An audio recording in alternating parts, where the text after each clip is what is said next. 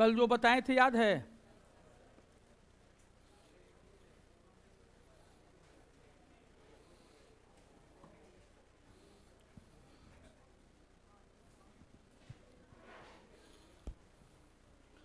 ठंडा और गर्म के चक्कर में तबीयत हो जा रही है खराब। ठीक है, कल कल चले गए थे व्यवहार न्यायालय, और मतलब ये आपका जो डिस्ट्रिक्ट कोर्ट है, जज साहब के चैम्बर में होता है एसी। बाहर निकले अशोक राजपथ पर, बिन एसी के हो गए और उसके बाद जो ऐसा सिर दर्द पकड़ा रात में,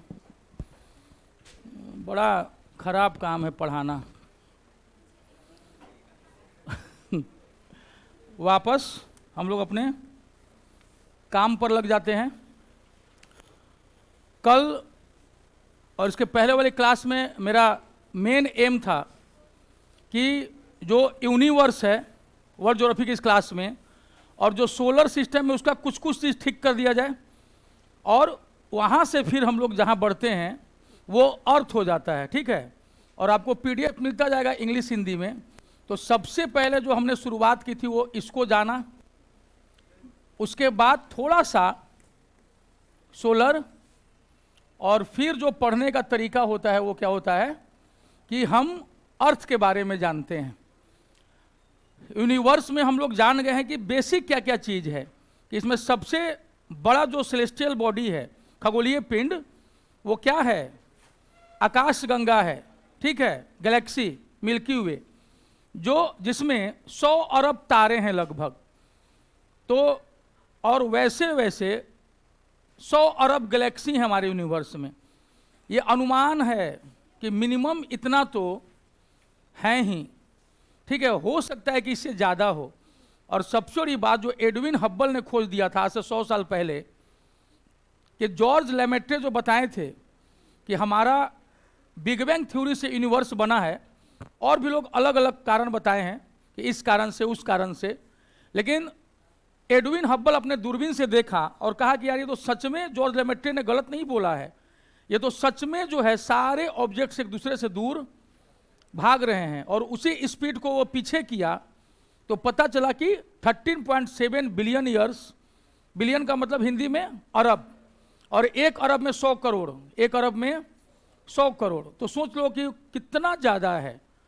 और उनमें तारों के बारे में हमने क्या पढ़ा था कि वो खगोलीय पिंड, डेड सेलेस्टियल बॉडी, जो खुद ही जो है लाइट एमिट करता हो, खुद ही उससे प्रकाश निकल रहा हो। तो होता है कि भैया कैसे खुद से निकल रहा है, क्योंकि हाइड्रोजन जो है वो हीलियम में परिवर्तित हो जा रहा है, कन्वर्ट हो जा रहा है, और उसी से लाइट एंड हीट एनर्जी। तो हमारे सोलर सिस्टम में कोई तारा है? हाँ, एक तारा है, और उसी को हम क्या कहते हैं? सन कहते हैं। तो असल में सन क्या है, सूरज क्या है? एक तारा है मीडियम लेवल का, और इसी को हम लोग एवरेज मान के सोलर मास बोलते हैं।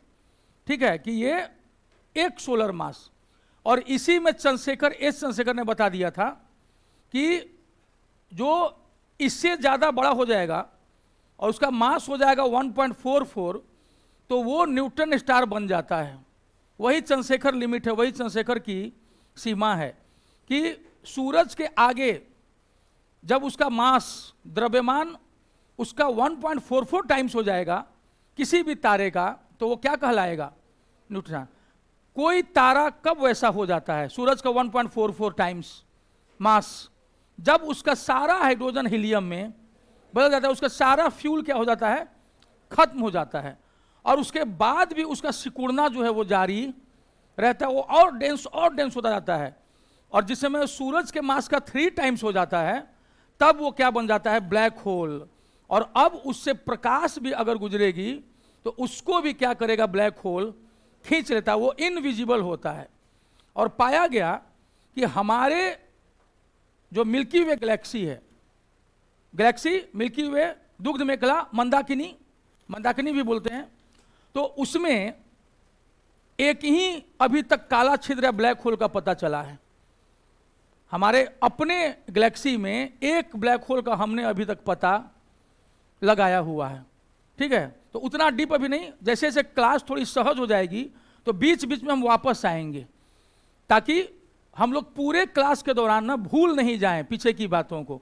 तो मेरी आदत है जब हम आगे जाते हैं तो पीछे की चीज़ों को क्या करते जाते हैं, याद दिलाते जाते हैं। उसका सोलर सिस्टम तो पहले 9 ग्रह था 2006 तक, लेकिन देखा गया ज़्यादा स्टडी करते करते कि जो इसमें प्लूटो है सबसे दूर, यम, वो प्लैनेट के डेफिनेशन को पूरा नहीं करता है, बहुत छोटा है साइज में, और उसके अलावा वो नेपच्यून के ऑर्बिटल पाथ को क्रॉस करता है बीच में। जबकि नियम क्या है कि सभी प्लैनेट का अपना सेपरेट पाथ रहेगा परिक्रमण का, चारों तरफ से सूरज को चक्कर मारने का, रेवोल्यूशन वाला, और उसमें कोई बीच में आएगा नहीं। लेकिन देखा गया कि यम जो है वो घुसता किस में है, बीच बीच में वो 2 बार घुस जाता है नेपच्यून में, और बहुत छोटा है, इसलिए उसको क्या किया गया 2006 में प्लैनेट से निकाल करके बौना प्लैनेट में डाल दिया गया, ड्वार्फ प्लैनेट। ठीक है, अंग्रेजी में हम लोग जो ये बौना या बौना ग्रह या बौना तारा, ठीक है, इस बौने को हम लोग लघु बोलते हैं, और अंग्रेजी में हम लोग इसी को ड्वार्फ बोलते हैं। ड्वार्फ याद रखना हमेशा, ड्वार्फ का मतलब क्या होगा, छोटा, बौना, और अगर विशाल यूज होगा इनके लिए तो जायंट यूज होता है। ठीक है, इसका मतलब होता है बहुत विशाल। ये 2 शब्द याद रखिएगा कि जायंट का मतलब बहुत बड़ा और ड्वार्फ का मतलब छोटा।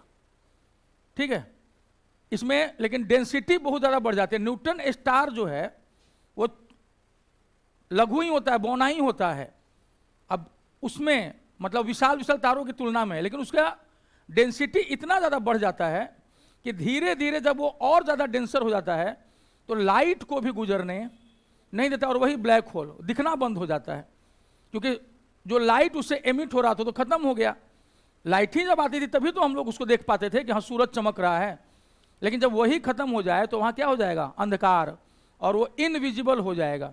कोई चीज़ अदृश्य कब कहलाती है, इनविजिबल, जब लाइट रेज टकरा करके और वापस न लौटे तो हमको नहीं दिखेगी। कोई चीज़ जाके आती है टकरा करके लौटती है तो हम देख पाते हैं कि अच्छा ये वो है, हमारी आंखें देखती हैं।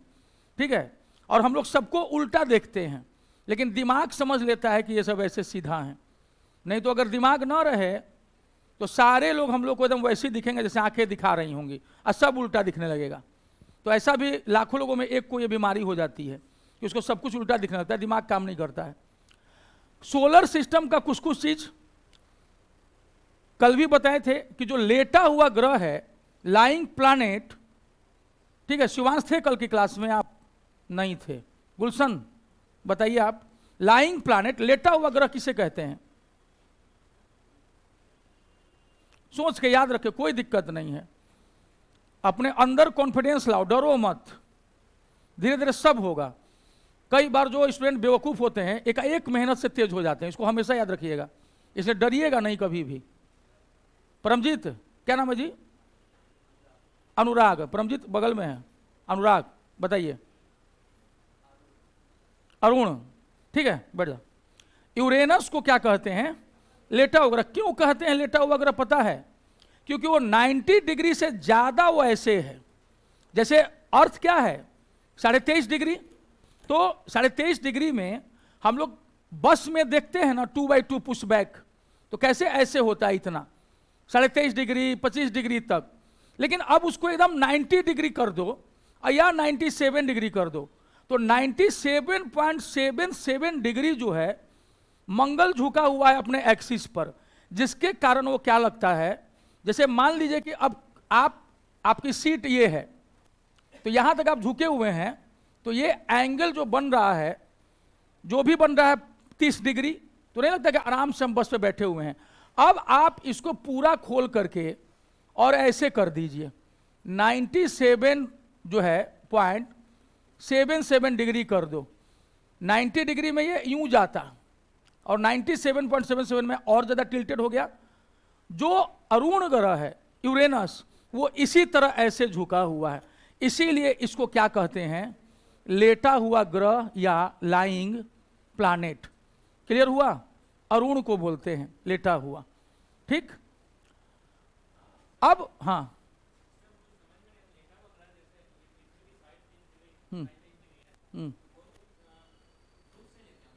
क्या वो दो तरह से लेते हैं, ठीक है। ये आपका ये वाला गया इस वाले से, देखो, और उसको हम जैसे या तो इसी में दिखा देंगे, क्या बोलते हैं आपको गूगल में करके कि क्यों ये इसमें ज़्यादा अच्छे तरीके से आ जाएगा हम लोग का। ये कैसे आएगा जिसका ये वाला, अच्छा हाँ,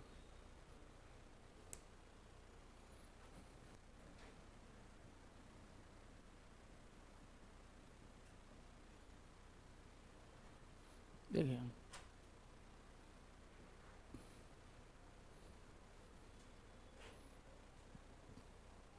ये दिख रहा है, ये वाला दिखा,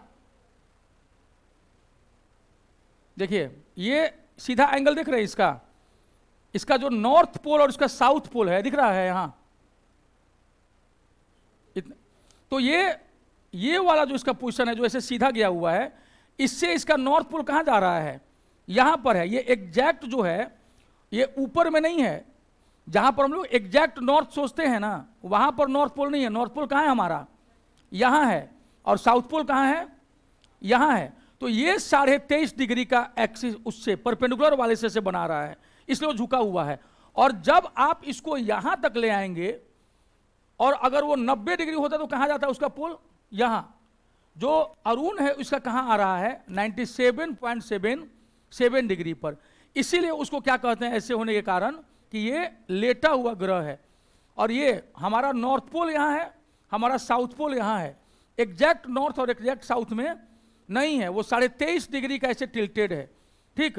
और ये पता लग जाता है जब हम जो मैग्नेटिक वो नहीं होता इंडिकेटर जो आप देखते होंगे लेबोरेटरी में नॉर्थ और साउथ का, तो उससे पता लगाएंगे तो एग्जैक्ट यहां पर जाता है अब ये, ठीक है। और इसमें पृथ्वी का अपना भी जैसे कैसे रहा है कि हम लोग का जो पैंजिया से जो महाद्वीप टूट टूट के नहीं गए हैं, तो अर्थ का तो लोकेशन वैसे ही रहा है, लेकिन उसके सादृश्य जो है हमारा अपना महाद्वीप का पोजीशन सब चेंज होता चला गया है उसके नॉर्थ पोल और साउथ पोल के ये में। बस आप इतना याद रखिएगा कि हमारा नॉर्थ पोल यहाँ है, एग्जैक्ट नॉर्थ में नहीं है, ठीक है, वो यहाँ है, और हमारा साउथ पोल कहाँ है, वो यहाँ है। तो पृथ्वी देखो ऐसे है, ये इसका टिल्टेड हुआ। अगर हम अरुण का ले जाएंगे तो वो पूरा यहाँ पर दिखाएगा, उसका जो मैग्नेटिक पोल है वो नीचे जाएगा 97.7 पर, अपना जो ये जा रहा है ना परपेंडिकुलर का 23, एंड इसीलिए इसी को बोला जाता है। नहीं तो ऐसे किसी गोल चीज को आप देखिएगा तो कैसे लेटा लगेगा, वो उसका मैग्नेटिक जो पोल होता है उससे मापा जाता है कि कितने पर है, कि कोई चीज का बीच में ऐसे है, ठीक है। तो बाहर से देखने में तो वो गोल लगेगा, जैसे अपना ये ग्लोब है तो बाहर से, लेकिन जब हम जानेंगे कि इसका नॉर्थ मैग्नेटिक नॉर्थ और मैग्नेटिक साउथ ऐसे है, और जब हम यूरेनस का देखते हैं अरुण का तो ये एकदम ऐसे है, ठीक है। इसीलिए क्या, तो उसका हम जान गए कि उसका मेन धुरी कहां पर है, यहां पर है। नहीं तो जैसे संतरा हुआ उसको आप, या फुटबॉल हुआ उसको तो देखिए कहिए कि चारों तरफ से एक समान है, तो ये झुका हुआ कैसे हम मान लें इसको। अगर मान लो कि कोई ऐसे सरफेस होता तो ऐसे है तो चलो समझ में आ रहा है कि झुका हुआ है, लेकिन गोलाकार चीज को हम कैसे देखेंगे, गोलाकार चीज को देखेंगे उसका जो नॉर्थ मैग्नेटिक नॉर्थ और मैग्नेटिक साउथ के धुरी से हम देख लेंगे। तो पृथ्वी का हमने क्या पता लगाया कि जो मैग्नेटिक नॉर्थ यहां पर है 23.5 डिग्री पर, और मैग्नेटिक साउथ कहां है, यहां है। तो इसलिए ये क्या है, इस वाले परपेंडिकुलर लाइन से क्या है वो ऐसे है।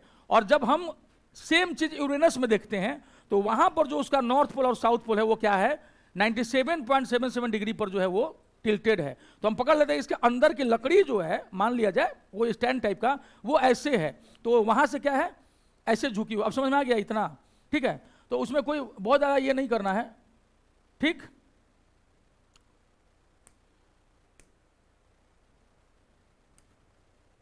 गया क्या मेरा,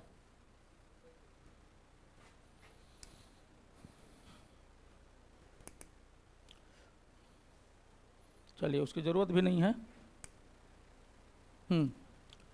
तो कुछ चीज यूनिवर्स का, कुछ चीज सोलर सिस्टम का, और उसके बाद सीधे आ जाएंगे हम लोग अपने अर्थ पर। सोलर सिस्टम में थोड़ी बहुत चीजें कि 8 ग्रह हैं, जिसमें ज्यादातर जो ग्रह हैं 2 को छोड़ करके वो एक डायरेक्शन में घूमते हैं, वेस्ट टू ईस्ट, पश्चिम से पूरब चक्कर मारते हैं। लेकिन दो ग्रह जिसमें अंग्रेजी में एक जैसा नाम है उनका, ठीक है, वीनस, ठीक है, और यूरेनस। बाकी किसी के भी लास्ट में एन्यूएस एन्यूएस नहीं है। और ये दोनों ही ग्रह यानी कि शुक्र और अरुण, जहां बाकी सारे प्लैनेट वेस्ट टू ईस्ट चक्कर मारते हैं इंक्लूडिंग सन भी, वहां पर वीनस और यूरेनस क्या करते हैं, पूरब से पश्चिम चक्कर लगाते हैं। और याद रखने का, 8 ग्रह में केवल 2 का ही नाम जो है वो वीनस और यूरेनस है, ठीक है। तो इसमें क्या है इन दोनों में कि ये दोनों ईस्ट टू वेस्ट घूर्णन करते हैं, याद रखिएगा, ये ईस्ट टू वेस्ट। और हमारे यहाँ हमारी पृथ्वी भी क्या करती है, वेस्ट टू ईस्ट। और जब हम वेस्ट से ईस्ट की ओर जाते हैं, इसीलिए हमको सूरज पहले ईस्ट में दिखता है। जब हम वेस्ट से ईस्ट की ओर जाएंगे तो ईस्ट के लोगों को सूरज पहले। भारत का जो नक्शा है इसमें देखोगे अरुणाचल प्रदेश इधर है और गुजरात इधर है, ठीक है, ये किधर है, वेस्ट में, और ये किधर है, ईस्ट में। पृथ्वी के पश्चिम से पूरब चक्कर लगाने के क्रम में सबसे पहले सूरज किधर वाले लोगों को दिखता है, ईस्ट, अरुणाचल प्रदेश। इसीलिए इस राज्य का नाम भी क्या है, अरुणाचल, ठीक है। हमारे यहाँ अरुण ग्रह हम भले बोलते हैं यूरेनस को, लेकिन हिंदी भाषा में अरुण बोला जाता है सूर्य को, कि अरुणोदय हो रहा है अरुणाचल में, ठीक। और गुजरात में 2 घंटे के बाद जो है सूरज उगता है। अगर यहाँ 4 बजे सूरज उग जाता है अरुणाचल प्रदेश में, तो गुजरात में कितने बजे उगता है, 6 बजे। और इसीलिए दिक्कत क्या हुई कि अगर हम सूरज उगने के टाइम पर घड़ी सेट करते तो यहाँ पर पता चलता कि सुबह का 6 बज रहा है, और यहाँ पर उस समय जब सूरज उग रहा है तो यहाँ 4 बज रहा है, और यहाँ कितना बज रहा है, 6। चूंकि दोनों ही एक ही देश के हिस्से हैं। और बाकी देशों में देखिएगा, जैसे पाकिस्तान का टाइम हमसे आधा घंटा आगे रहता है। जब हमारे यहाँ अभी कितना टाइम हो रहा है, 10:15 अगर हो रहा है, तो पाकिस्तान में अभी 10:45 हो रहा है, और बांग्लादेश में अभी 11:15 हो रहा है। यानी बांग्लादेश हमसे आधा घंटा आगे और पाकिस्तान हमसे आधा घंटा पीछे। तो एक देश में भी 2 टाइम हो सकता है, 3 टाइम हो सकता है, लेकिन भारत में ऐसा नहीं किया गया 2 घंटे का गैप के बावजूद।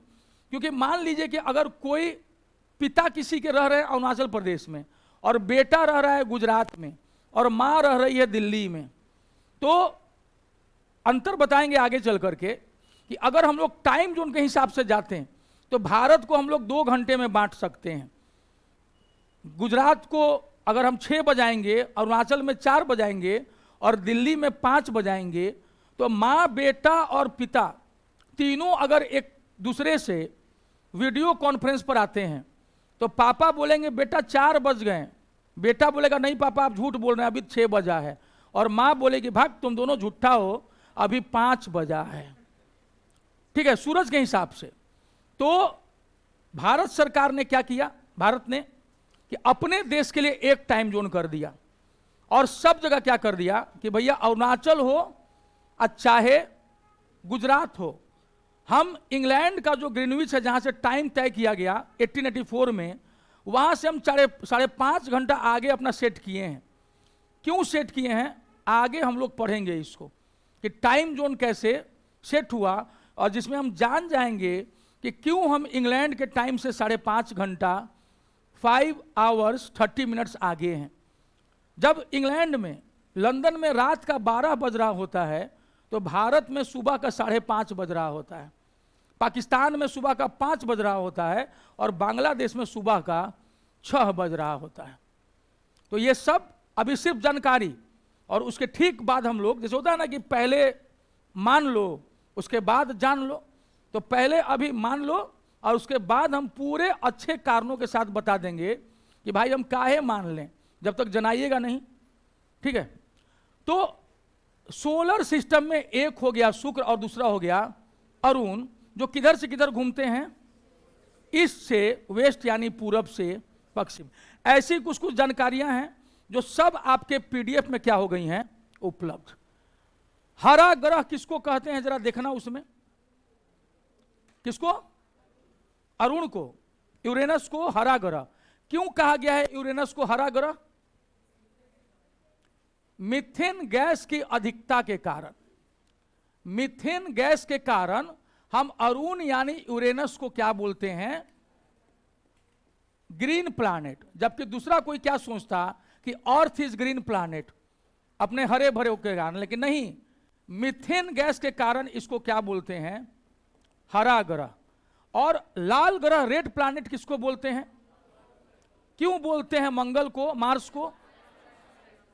क्योंकि वहां पर आयरन ऑक्साइड की अधिकता है, इसलिए उसको लाल ग्रह बोलते हैं। और अपने पृथ्वी को कौन सा रंग का ग्रह बोलते हैं, देखना, नीला। ठीक है, तो लाल, हरा और नीला। ठीक, तो नीला ग्रह देखते हैं, इसके 71% पर पानी है, समुद्र है। और जब प्रकाश तरंगे आती हैं तो 71% उस समुद्र का जो पानी जो रिफ्लेक्ट होता है वापस, वो क्या दिखता है, नीला। इसलिए हमारी पृथ्वी पेड़ पौधों के कारण नहीं, समुद्र के नीले रंग वाले कारण क्या दिखता है, नीला। और इसीलिए हम अपने पृथ्वी को क्या कहते हैं, नीला ग्रह। तो हरा ग्रह क्या हुआ, green planet. Green planet is Uranus, red planet is Mars and blue planet is our Earth. ये क्लियर हुआ? तो इस चीज को ध्यान रखना कि क्यों। फिर अब वीनस के बारे में एक चीज बताए थे कि वो सूरज के सबसे नजदीक तो बुध यानी मरकरी है, सबसे नियरेस्ट प्लैनेट, लेकिन सबसे गर्म जो है वीनस यानी शुक्र है। क्यों है, ब्राइटेस्ट भी, सबसे चमकीला भी, क्योंकि CO2 96% से भी अधिक है इसके एटमॉस्फेयर में, और उसके कारण जो है ये गर्म है। एक तो सूरज के नजदीक है ही, मरकरी से ज्यादा गर्म कैसे हो जाता है, इसका टेम्परेचर जो है ना 462 डिग्री पहुंच जाता है, लिख लो वहां पर 462 डिग्री वीनस का। शुक्र का जो टेम्परेचर है +462 डिग्री सेल्सियस, जबकि जो मरकरी यानी बुध है वो सिर्फ 427 जाता है, 427। यहां देखो 462 डिग्री सेल्सियस, इसको लिख लीजिए वहां पर पीडीएफ में कि सबसे गर्म। अब सोचो पृथ्वी का तापमान कितना होता है, मैक्सिमम जाता है 50, 51, 52, हम लोग मरना शुरू, बाप रे बाप, तबीयत खराब होना शुरू। ये देख रहे हो वीनस, इसको पृथ्वी की बहन कहते हैं। कितनी खतरनाक बहन है। अगर रख दिया जाए वीनस में, और वीनस को सुंदरता का परिचायक माना जाता है। वीनस कहा जाता है भारतीय पंचांग में कि जिसका शुक्र बहुत मजबूत होता है, स्वतः विपरीत लिंगी उसके तरफ आकर्षित होते हैं। तो जिसका शुक्र बहुत मजबूत होता है, चाहे वो लड़का हो चाहे लड़की। और वीनस नाम ही है लैटिन भाषा में, ग्रीक देवी, सुंदरता की देवी। ठीक है, और इनका तापमान देख लो, लोग झेल लेते हैं। वीनस है 462 डिग्री सेल्सियस। क्या ये मैक्सिमम हुआ इसका? हाँ, मिनिमम इसमें नहीं। मिनिमम कहाँ जानना है बता रहे हैं। मिनिमम क्यों इसका हम नहीं बता रहे हैं, जो मरकरी है बुध, वहां पर जाते हैं, क्योंकि उसका जो टेम्परेचर ग्रेडियंट है, डिफरेंस है, वो सबसे ज्यादा है, -173 degree Celsius to +427 degree Celsius. इतना माइनस उसका नहीं जाता ही नहीं है, इसका इतना माइनस चला जाता है। और प्लस में कितना जाता है, उतना। इसलिए सर्वाधिक जो ताप अंतर, टेम्परेचर ग्रेडियंट, टेम्परेचर के बीच का जो डिफरेंस है, वो किस ग्रह पर पाया जाता है, मरकरी पर पाया जाता है। पृथ्वी, सूरज के सबसे नजदीक होते हुए टेम्परेचर कहां चला जाता है, -173 डिग्री सेल्सियस। आश्चर्यजनक, पृथ्वी पर भी चला जाता है। अभी आपको कारगिल पहुंचा दें हम, सियाचिन ग्लेशियर, तो तुरंत जो है -20, -30 में खेलने लगिएगा, कहीं कहां पहुंच गए। अब वहां सेना के एक जवान को जो जैकेट दिया जाता है वो 5 लाख रुपए का जैकेट है। आप बोलते हैं ना कि टैक्स का पैसा कहां जाता है। पहले हमारे सेना के जवानों का अनिवार्य ड्यूटी होता है 6 महीने तक कारगिल में। अगर आप में कोई भी सेना का अगर होगा घर में, तो आप उनसे पूछिएगा थल सेना में कि 6 महीने की ड्यूटी कहाँ लगती है मिनिमम, आपको सियाचिन ग्लेशियर पर जाना ही जाना है वहाँ पर। और वहाँ का टेम्परेचर जो होता है -18, -20, पैर जो होता है ना जूते सहित गल जाता था। जब सैनिक वहाँ से आता था तो उसके पैर के जो उंगलियां रहती थी वो सिकुड़ के ऐसे हो जाती थी। भारत सरकार ने, वर्तमान भारत सरकार ने हर सैनिक को वहाँ 5-5 लाख का जैकेट दिया है और उसके बाद से अब वो आराम में है, ठीक, क्योंकि उनका भी ध्यान हम सभी को रखना था, क्योंकि दुनिया का सबसे ऊंचा वार जोन है वो, ठीक है, युद्ध भूमि है, और उस पर इसलिए बने रहना है कि हम जहां थोड़ा नीचे आएंगे पाकिस्तान तुरंत कारगिल कर देगा। पिछली बार ऐसे ही घुसा था वो, इसलिए वहां पर भारतीय सेनाएं क्या रहती हैं, चढ़ करके रहती हैं, और हमेशा खतरा रहता है कि कभी भी वो हिमनद पिघल सकता है। तो जब हम लोग इंडियन वाला पढ़ेंगे शाम में, तो उस समय हम लोग जानेंगे ग्लेशियर्स के बारे में कि कैसे सियाचिन, कैसे बाल्तोरो, ठीक है, ये सारे ग्लेशियर, सियाचिन ग्लेशियर दुनिया का दूसरा सबसे बड़ा ग्लेशियर है, ठीक है, जो 70 किलोमीटर से भी ज़्यादा लंबा है, 70 किलोमीटर से भी ज़्यादा लंबा है वो फैला हुआ, और उस पर हमारे भारतीय सैनिक चलते हैं। वो बर्फ की नदी है, कब पिघल जाए कहाँ कोई नहीं जानेगा, और सीधे सैनिक कहाँ चले जाते हैं, नीचे, एकदम दर्दनाक मौत। तो ये सब कुछ ऐसे होता है, उसके बाद भी देश की रक्षा के लिए वो वहाँ बने रहते हैं। तो सरकार का भी और हम सभी का दायित्व क्या है कि हम सभी उनके बैकबोन के रूप में उनके पीछे खड़े रहें और उनको जो भी सुविधाएं मिल सकती हैं वो प्रदान करवाएं, कि मजबूरी ही सही, लेकिन देश के जो भूखंड है हमारा, देश का भूमि का एक एक टुकड़ा जो हमारा है वो हमारा रहेगा, चाहे इसके लिए जो हो जाए। ठीक, वापस आ जाते हैं। ये जो टेम्परेचर ग्रेडियंट है, ताप का अंतर है, मैक्सिमम और मिनिमम, सबसे ज़्यादा किसका है, सबसे ज़्यादा किसका है, मरकरी का है। अब पूछिए।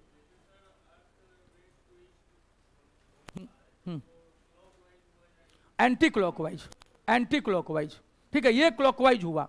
जो वीनस का और यूरेनस का क्या कहेंगे, घड़ी की सुइयों के अनुसार क्लॉकवाइज, और जो अर्थ और बाकी सबका है वो एंटी क्लॉकवाइज, यानी घड़ी की सुइयों के विपरीत, ऐसे, ठीक है, पश्चिम से पूरब, ठीक है, वो जाएगा। चलो, अब सोलर सिस्टम में आप लोग देख लीजिएगा, पीडीएफ में जो भी चीजें हैं, मैक्सिमम चीजें हम आपको क्या कर चुके हैं, उसमें बता चुके हैं। पॉइंट 4 में है सभी ग्रहों के नीचे में उनकी विशेषता क्या होगी, काम भर लिखी होगी। ये भी लिखा होगा, हम सबका घूर्णन नहीं डाले हैं, हम सिर्फ उसी का डाले हैं जो सबसे ज्यादा और सबसे कम है। रेवोल्यूशन में भी, परिक्रमा में भी हमने जो मैक्सिमम है उसका डाले हैं और जो मिनिमम है उसका डाले हैं। ऑलरेडी हम आपको बता चुके हैं कि सबसे तेज रोटेशन, घूर्णन, जो ये वाला ऐसे, ये दिस रोटेशन किसका है, जुपिटर का है। और सबसे धीमा रोटेशन, एकदम आलसी आदमी की तरह, वो वीनस का है। 243 डेज, 0.7 डेज, ठीक है, वो सबसे धीमा है वीनस का। और जब हम लोग सूरज के चारों तरफ चक्कर मारने का देखते हैं तो सबसे कम डेज लेता है सबसे नजदीक वाला मरकरी, 88 डेज, और सबसे ज्यादा समय लेता है दूर वाला नेपच्यून, 164.79 ईयर्स। बस इतना ही। पृथ्वी का जब हम लोग पढ़ेंगे तो पृथ्वी के बारे में सब कुछ जान जाएंगे। अब पृथ्वी और सूरज के बीच का जो डिस्टेंस है, मान लो कि ये क्या है, सूरज है, और हम दीर्घवृत्ताकार या अंडाकार यानी एलिप्टिकल वे में, एक होता है राउंड, एकदम गोलाकार, एलिप्टिकल, अंडाकार या दीर्घवृत्ताकार किसको बोलते हैं, जो थोड़ा बल्जी हो जाता है ऐसे, समझा। ये हो गया पृथ्वी, इसका परिक्रमण कर रही है अपने पाथ में, ठीक, अपने एलिप्टिकल ऑर्बिट, यानी कि दीर्घ उत्तरीय, दीर्घवृत्तीय या अंडाकार बोलते हैं। लग रहा है ये अंडाकार, दीर्घवृत्तीय, जहां पर थोड़ा सा लंबा हो गया, दीर्घ हो गया, तो that's why it is known as elliptical in English. इसको क्या कहते हैं, इसके ऑर्बिट को इलिप्टिकल बोलते हैं। अब जो देखो यहां पर मैक्सिमम दूरी होगा, और जब यहां पर होगा तो ये क्या होगा, नजदीक होगा। अगर वैसे हम लोग निकालते हैं नॉर्मल एवरेज डिस्टेंस इसका, तो सूरज और सन और अर्थ के बीच जो डिस्टेंस है उसको कहते हैं 1 एस्ट्रोनॉमिकल यूनिट, एक खगोलीय इकाई। ये सब मिल जाएगा आगे आपको पीडीएफ में, 1 एस्ट्रोनॉमिकल यूनिट, और दिस इज इक्वल टू ये लगभग आपको 15 करोड़ किलोमीटर है। लगभग कितना है? 15 करोड़ किलोमीटर दूर। और टू बी प्रिसाइज 1.496 सॉरी ये क्या हो जाएगा 14.96 करोड़, हाँ ठीक है, सीधे हम उसको सिंपल सेंस में ले आते हैं। 14.96 यानी 15 करोड़ से थोड़ा सा कम, ये होता है 1 एस्ट्रोनॉमिकल यूनिट। लेकिन 2 दिन, एक 3 जनवरी और दूसरा है 4 जुलाई। 4 जुलाई को सूरज हमसे सबसे दूर रहता है। हमसे सूरज क्या रहता है? अब आप कहिए कि जुलाई में तो गर्मी पड़ती है, उस समय दूर कैसे रहता है? क्या है कि भाई उस समय दुनिया के दूसरे कोने में ठंड पड़ रही होती है, ठीक है। ऑस्ट्रेलिया, जब हम लोग के यहाँ गर्मी पड़ती है तो ऑस्ट्रेलिया में ठंड पड़ रही होती है, तो उसके चक्कर में मत जाना। 4 जुलाई को सूरज हमसे बहुत दूर होता है और वो होता है 15.2 करोड़ किलोमीटर्स, ठीक। 3 जनवरी को वो हमारे सबसे नज़दीक होता है 14.7 करोड़ किलोमीटर्स, यानी एवरेज क्या रहा 15 करोड़। जब वो हमसे नज़दीक आ रहा है तो 14.7 और जब हमसे वो दूर जा रहा है तो 15.2। और किस दिन वो सबसे नज़दीक है? अमेरिकी स्वतंत्रता दिवस, अलग बात है, संयोग है, लेकिन 4 जुलाई को ही 1776 में जॉर्ज वाशिंगटन ने घोषणा किया था कि अब यूएसए एक अलग देश है और ये ब्रिटेन का पार्ट नहीं है। हालांकि उसी 4 जुलाई को वैज्ञानिकों ने क्या पाया कि हमारा सूरज जो है सबसे नज़दीक ये सबसे दूर होता है 15.2 करोड़ किलोमीटर, और 3 जनवरी को वो हमसे सबसे नज़दीक होता है। तो आप अपना भारत के संदर्भ में मत देखिएगा, क्यों? क्योंकि इस टाइम, ठीक है, जो जनवरी का महीना होता है उस समय ऑस्ट्रेलिया, ये सब जो इलाके हैं वो क्या हो रहे होते हैं?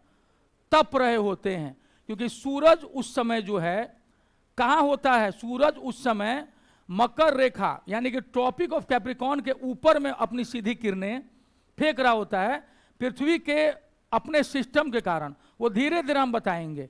अभी आप इसको दिमाग में कुछ कुछ चीज़ों को क्या कर लो, पीटी पॉइंट ऑफ व्यू से बिठा लो, क्योंकि अगर अभी ले जाएंगे तो वो हेक्टिक हो जाएगा। अभी लाइट वे में इसको समझ लीजिए, हल्के ये में कि क्या क्या होगा, ताकि आपका पीटी का काम आसान होता जाए। हम धीरे धीरे आपका कॉन्सेप्ट तैयार कराते जाएंगे, क्योंकि हम पिछली बार देखे हैं कि जहाँ पर बेसिक मजबूत नहीं है वहाँ पर अगर हम ज़्यादा डीप ले गए हैं ना तो स्टूडेंट्स को अच्छा नहीं लगता है। उनको लगता है कि क्या करा रहे हैं, आदत थी नहीं बहुत ज़्यादा पढ़ने की। अगर इच्छा भी थी कि हम पढ़ें तो आपको कभी भी अच्छे टीचर्स यहाँ उपलब्ध नहीं कराए गए आपके स्कूलों में। तो जिनका कुछ ठीक रहा है वो तो तेज लर्नर होते हैं, पकड़ लेते हैं, लेकिन जिनका बेस कमज़ोर रहा है उनको पढ़ाने का यही तरीका है कि थोड़ा धीरे धीरे उनको डोज दिया जाना चाहिए ताकि दिमाग में धीरे धीरे घुसे। अभी क्या है कि सूरज पीटी में आएगा कि पृथ्वी के सबसे करीब किस तिथि को रहता है, तो सोच लेना कि भले अपने यहाँ ठंडा है लेकिन सबसे नज़दीक कब होता है? 3 जनवरी को। और सूरज पृथ्वी से सबसे दूर किस दिन होता है? ये सब कुछ कुछ बेसिक चीज़ें जो आपको रटवाते हैं यहाँ, हम बाद में बताएंगे कि क्यों ऐसा होता है। तो पहले रट्टा मार काम कर लिया जाए ताकि आपके मन में कॉन्फिडेंस रहे कि नहीं सर आज 4-5 फैक्ट बताए हैं जो रट्टा मारने लायक है, इससे कॉन्फिडेंस भी बना रहता है। तो ये चीज़ हो गया दिमाग में। अब जिस दिन सूरज सबसे नज़दीक रहता है उसको हम लोग अंग्रेजी में बोलते हैं पेरीहेलियन। हेलियोस का मतलब होता है लैटिन भाषा में सूरज, पेरी का मतलब नज़दीक, ठीक है। इसको हिंदी में बोलते हैं उपसौर। ये एक अलग से फैक्ट हुआ। उपसौर किसे कहते हैं? सूरज सौर हो गया और उप नज़दीक हो गया। लैटिन भाषा में सूरज को क्या बोलते हैं? हेलियोस बोलते हैं। तो perihelion, perihelion P for Priyank, perihelion नज़दीक है। और जब वो दूर होगा तो अपहेलियन, यानी कि अपसौर, ये याद रखना। अब इतना फैक्ट हुआ दिमाग में कि अपसौर माने अपहेलियन, दूर है, अवे है, A for away aphelion, P for proximity नजदीक है, पेरी याद रखने के लिए, पेरीहेलियन, ठीक है। तो उपसौर पेरीहेलियन और अपसौर अपहेलियन, ज्यादा डिस्टेंस उस दिन और कम डिस्टेंस 3 जनवरी, ठीक है। ये दिमाग में बिठा लीजिए, ये पीटी में पूछता है, ठीक है। सिंपल आ जाएगा 1 नंबर का। और जैसे मान लो कि रेलवे की तैयारी कर रहे हो, एनटीपीसी, वहां पर इस टाइप के क्वेश्चन ज्यादा आते हैं। बीपीएससी में भी पूछता है, बीपीएससी में पूछता है कि व्हाट इज अपहेलियन, अपसौर क्या है, तो आपका आएगा the maximum distance between the sun and the earth is known as aphelion. सूर्य और पृथ्वी के मध्य जो अधिकतम दूरी होती है उस स्थिति को हम अपसौर कहते हैं। और यह 3 जनवरी सॉरी ये 4 जुलाई को होता है। ये कब होता है? 4 जुलाई को। और जो सबसे नजदीक होता है वो होता है 3 जनवरी को, और इसको कहते हैं पेरीहेलियन, हिंदी में इसको कहते हैं उपसौर। और जो 15 करोड़ है 14.96 करोड़ किलोमीटर, इसको हम क्या कहते हैं? 1 एस्ट्रोनॉमिकल यूनिट, ठीक है, 1 खगोलीय इकाई, 1 खगोलीय इकाई। ये देखना, इकाई कैसे लिखते हैं? शुरू में छोटी मात्रा और बाद में बड़ी मात्रा ई, दोनों में बड़ी मात्रा नहीं लगाते हैं, ईसाई में लगाते हैं बड़ी मात्रा। यूनिट में क्या लगाते हैं? पहले छोटी मात्रा और बाद में बड़ी मात्रा। तो इन सब चीज़ों को सीखिएगा, ये नहीं कि हम क्यों सीखें, हमको क्या मतलब है, हमको नौकरी चाहिए, नहीं। जीवन है, सीखते जाओ, नौकरी अपनी जगह है और सीखना अपनी जगह, तभी वो क्यूरियोसिटी आएगी, ठीक है। 1 एस्ट्रोनॉमिकल यूनिट। और यही जब जो एस्ट्रोनॉमिकल यूनिट होता है, ये खगोलीय इकाई, ये किसके मापने काम आता है? डिस्टेंस को मापने काम आता है। इसी में आगे हम लोग देखेंगे लाइट ईयर, और उसी में देखेंगे 1 पारसेक। ये सब क्या है? दूरी मापने की इकाई है। अब उस पर आएंगे फिर थोड़ा थोड़ा कुछ कुछ और चीज, ताकि हम लोग सहज होते जाएं यूनिवर्स को लेकर के। जो पृथ्वी कितने दिनों में चक्कर मार लेता है परिक्रमण? मोटा मोटी हम लोग जानते हैं ना, 365, ठीक है। पॉइंट कितना बताए थे इसमें? 24 डेज। यही वाला .24 जुड़ जुड़ के 6 घंटा चौथे साल क्या बन जाता है? 1 दिन।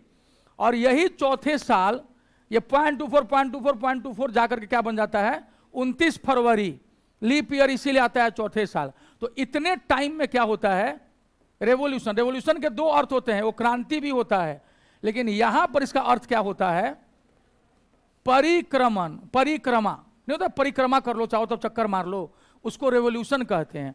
इसी रेवोल्यूशन को हिस्ट्री में क्रांति बोलते हैं, और इसी रेवोल्यूशन को ज्योग्राफी में परिक्रमण बोलते हैं, ठीक है। तो रेवोल्यूशन के 2 मीनिंग्स हैं, ज्योग्राफी वाला दूसरा है और हिस्ट्री वाला दूसरा। अब 23 घंटे, ठीक है, 23 आवर्स। अभी मत सोचना कि सर को आवर्स नहीं लिखने आ रहा है, शॉर्ट फॉर्म ऐसे लिख देते हैं, और उस हाँ कोई ठिकाना नहीं है, यहाँ पाना सब है सब। उसके बाद 56 मिनट्स, और कुछ बताए थे इसमें, कितना? 4 कि 6 4, ठीक है। तो 23 घंटे 56 मिनट और 6 सेकंड में वो क्या कर लेता है? अपने इस पर रोटेट कर लेता है, लट्टू की तरह वो घूम लेता है अपने धुरी पर। यानी कि इसको कहते हैं रोटेशन, हिंदी में इसको बोलते हैं घूर्णन, ठीक है। अपनी धुरी पर ऐसे ना, इसी के कारण क्या होता है? रात और दिन, ठीक। अगर दिन को इधर से लिखेंगे तो ये दिन हो जाएगा, मजहब हो जाएगा, और इधर से करेंगे तो इसमें क्या होता है? ऋतुएं, यानी कि सीजनल चेंज होता है, सीजन चेंज होता है।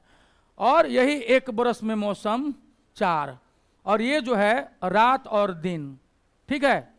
तो दिन का चैन और रात की नींद, ठीक है, उड़ जाती है, रोटेशन। और यहाँ पर 1 बरस में मौसम 4, अब 5वां मौसम है प्यार का, लेकिन 29 फरवरी हो जाता है 14 फरवरी के बजाय, 4 साल के बाद। तो ये ऋतुवत परिवर्तन या सीजनल चेंज होता है किसके कारण? परिक्रमण के कारण।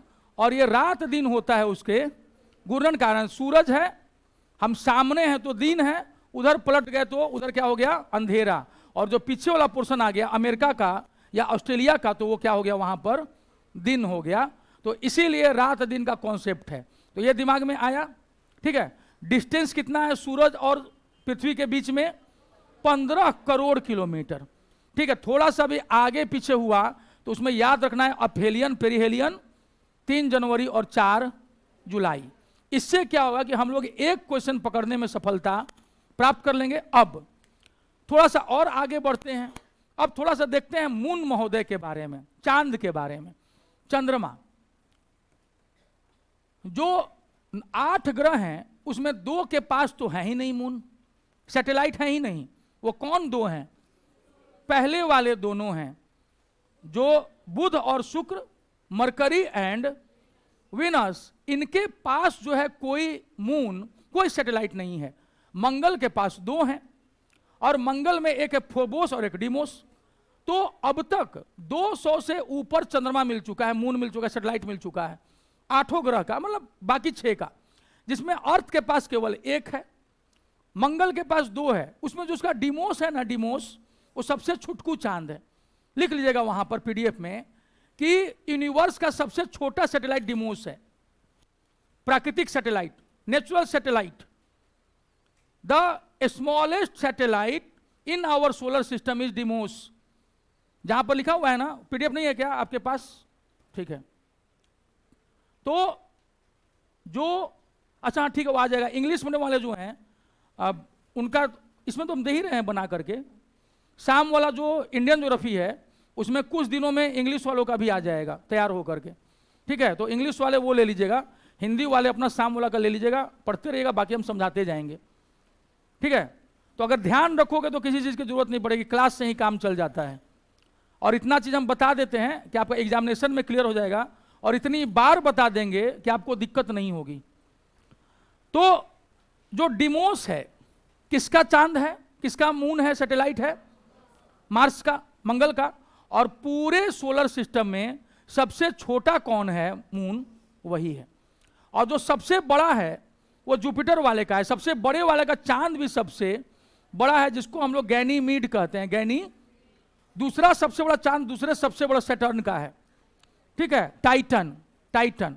तो ये सब याद रखना। और एक क्वेश्चन और याद आया हमको, जो पीडीएफ में नहीं डाले हैं, सिंपल ऐसे पूछते हैं। 8 ग्रह हैं हम लोग के पास, उसमें एक ग्रह ऐसा है, कहा जाता है कि वो इतना हल्का है, उसकी डेंसिटी इतनी कम है कि अगर उसको हम पानी में डाल देंगे ना तो तैरने लगेगा। शनि, सैटर्न। जो सैटर्न है वो इतना हल्का है कि उसके चारों तरफ गोलाय बना हुआ है, 7 रिंग्स है ना, छल्ला रिंग्स। और वो इतना हल्का है गैसियस होने के कारण कि अगर कहा जाता है कि अगर एक बहुत बड़ा महासागर बनाया जाए, बहुत बड़ा, जिसमें कि हम लोग शनि को उठा करके क्या कर दें, रख दें, तो शनि उस पर क्या करने लगेगा? तैरने लगेगा। क्यों? क्योंकि वो इतना हल्का है कि वो उसमें पानी में डूबेगा ही नहीं।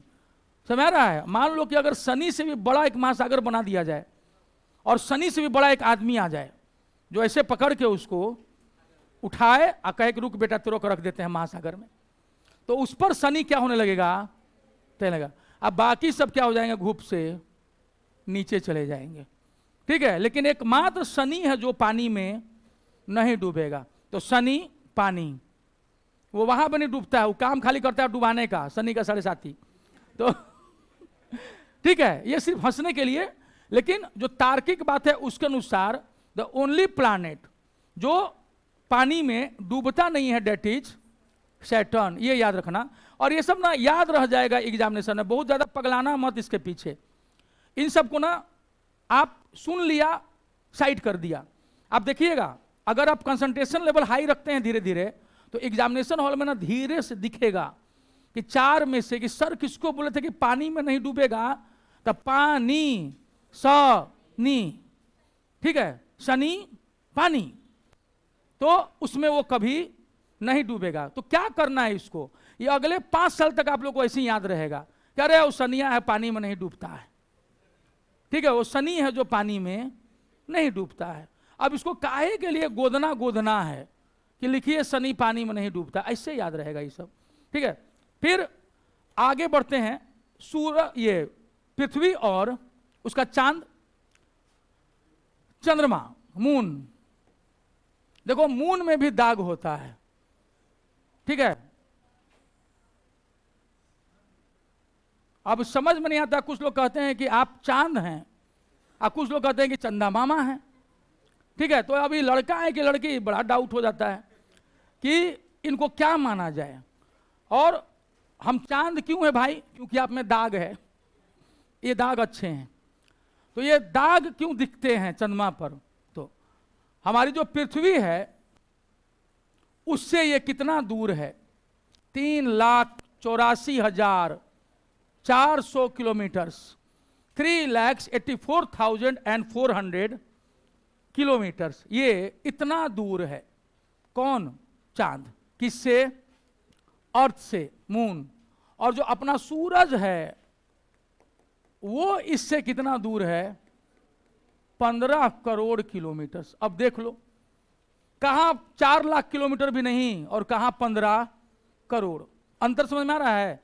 इसीलिए चांद उतना छोटू को दिखता, चंद्रमा हम लोग को मतलब कि अपने पास में है, और चंद्रमा उसका पिद्दी भर भी नहीं है सूरज का, लेकिन वो कहां है, 15 करोड़।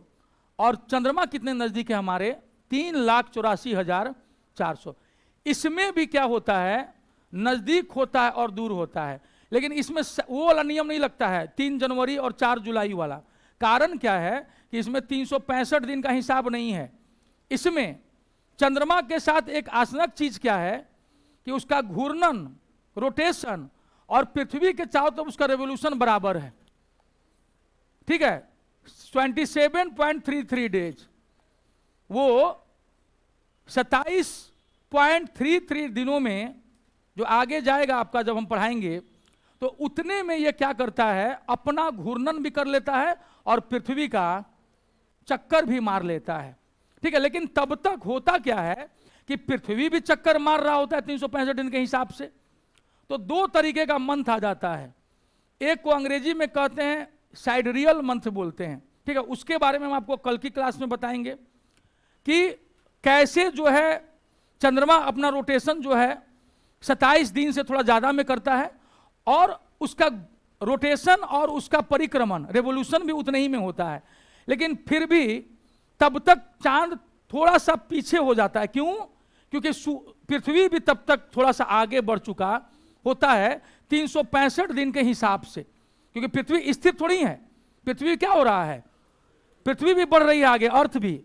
इसीलिए चंद्रमा के सापेक्ष पोजीशन को हम लोग फिर 29 दिन से थोड़ा सा आगे करते हैं, यानी 27 में 2 दिन एक्स्ट्रा क्यों जुड़ जाता है, क्योंकि पृथ्वी भी तब तक थोड़ा सा आगे बढ़ चुका होता है। तो ये सब बताएंगे।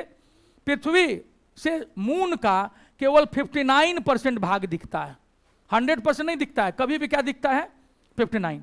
और चंद्रमा पर जो सबसे ऊंचा पर्वत है उसको लिब्निट्स कहते हैं। क्या कहते हैं, लिब्निट्स। ये सब कल सर आ गए हैं आपके साइंस वाले, तो वो करेंगे।